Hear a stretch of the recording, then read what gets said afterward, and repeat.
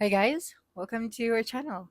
In this video, you will learn how you can buy Robux in the Philippines. So first thing that you should do is you just have to open any of your web browser, or you can also use the Roblox application on your device, or using your mobile phone.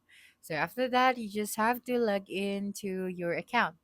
Okay, and right here at the top right, you can see this Robux icon. So all you have to do is to tap on it, and then you have this three options. So tap on the first one, which is the buy Robux. So tap on it, and then just wait for a couple of seconds. And then right here, you'd be able to see the price of the Robux. All right, and then here you have the computer, web, and gift cards. All right. So for example, you would like to buy this one, so all you have to do is to tap on it.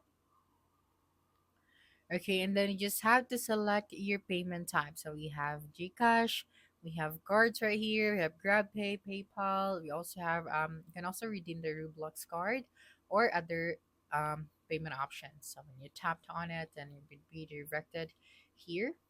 Okay, and then once you're done typing out here your payment info, then you'd be able to buy this Robux. So that's it for this video. If you think this video helped you solve your concern, please subscribe, like this video, and leave your comment below. Bye.